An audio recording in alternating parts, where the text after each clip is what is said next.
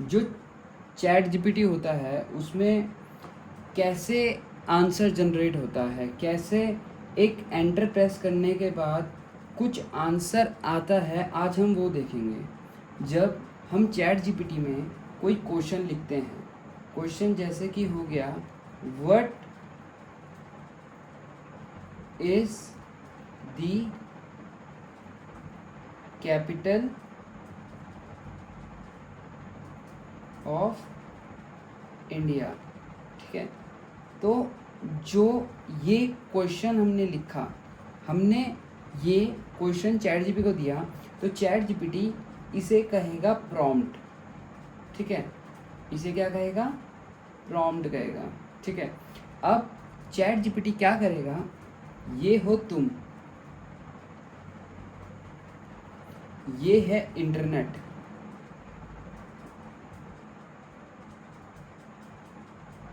और ये है चैट जीपीटी का सर्वर। तो चैट जीपीटी का जो सर्वर है उसे बोलते हैं हम ओपन एआई, क्योंकि ओपन एआई जो कंपनी है वो ही चैट जीपीटी को ओन करती है, तो हम ऐसे कह सकते हैं ओपन एआई सर्वर। तो अब चैट जीपीटी ने, मतलब जो हम हैं, हमने क्वेरी पास करी what is the capital of India, वो गई इंटरनेट में, इंटरनेट के थ्रू पहुंची वो ओपन एआई सर्वर में। अब जो सारा काम होता है, मेन काम होता है, वो ओपन एआई के सर्वर में होता है। सबसे पहला मेन काम होगा ओपन एआई के सर्वर में, वो क्या करेगा?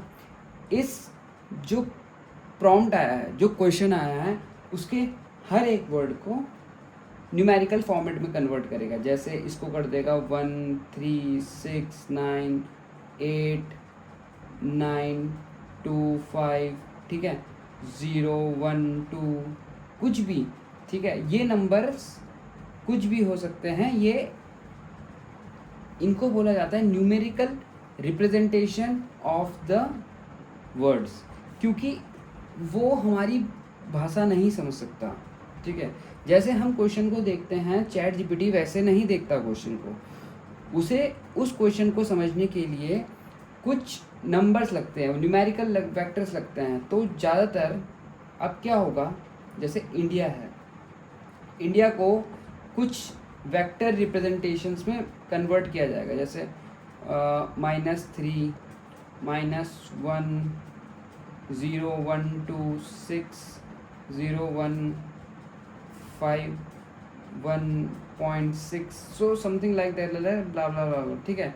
तो इसको बोलेंगे हम एम्बेडिंग, इसको बोलेंगे हम एम्बेडिंग। जो ये सारे ये जो नंबर्स होते हैं, ये कन्वर्ट हुए एम्बेडिंग्स, क्योंकि एम्बेडिंग्स को हम देखते हैं एज अ कुछ मीनिंग का नंबर, क्योंकि इंडिया उसको कैरी करेगा, वो जो एम्बेडिंग्स होगा वो उसको मीनिंग कैरी करेगा उस चीज़ का, ठीक है। तो अब हम जाएंगे, ये जब एम्बेडिंग कन्वर्ट हो गई, तो अब हम जाएंगे ब्रेन पे। जो चैट जीपीटी का ब्रेन है, वो ब्रेन क्या है? उसे बोलेंगे ट्रांसफॉर्मर। क्या बोलेंगे? ट्रांसफॉर्मर। तो ट्रांसफॉर्मर क्या करेगा? ट्रांसफॉर्मर जो हमने ये एम्बेडिंग्स ली, ठीक है, एक एम्बेडिंग ये होगी, दूसरी एम्बेडिंग सी होगी, तीसरी एम्बेडिंग सी होगी, ठीक है। अब इस एम्बेडिंग से जो सेल्फ अटेंशन का मैकेनिज़्म है, ठीक है, सेल्फ अटेंशन का जो मैकेनिज़्म है, उससे वो निकालेगा कि कौन सा वर्ड में सबसे ज़्यादा हमें इम्पोर्टेंस देनी है। लेट्स सपोज इंडिया को सबसे ज़्यादा इम्पोर्टेंस देनी है, ठीक है, कैपिटल को सबसे उसके बाद ज़्यादा इम्पोर्टेंस देनी है। तो इन उससे इम्पोर्टेंस से वो निकालता है कि कौन ज़्यादा मैटर करता है। अब जो सेल्फ अटेंशन मैकेनिज़्म है, इससे क्या होगा कि अब ना मल्टीपल न्यूरल नेटवर्क होंगे।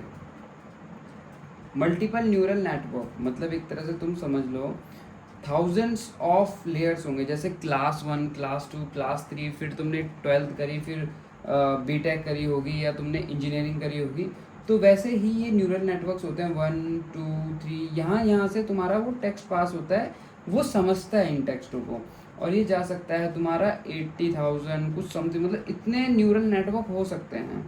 अब न्यूरल नेटवर्क के बाद क्या होगा कि अब हमारा जो ब्रेन है वो नेक्स्ट वर्ड गेस करेगा। जैसे हमने क्या लिखा था, what is the capital of India. Capital of India के बाद जो नेक्स्ट वो गेस करेगा वो करेगा दिल्ली, मुंबई, उत्तराखंड,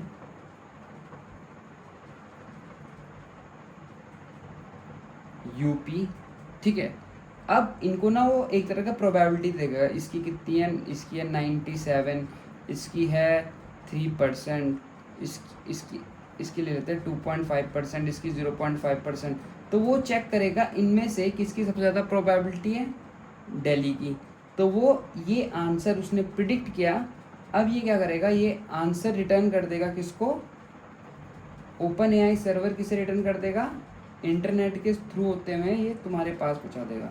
तो अब तुम कह सकते हो कि तुम पूरा मैकेनिज्म समझ चुके हो कि चैट जीपीटी कैसे एक क्वेश्चन को आंसर की तरह समझता है। जैसे उसने क्वेश्चन कैसे समझा और आंसर कैसे प्रिडिक्ट किया, ये पूरी कंप्लीट लाइफ साइकिल है उसकी।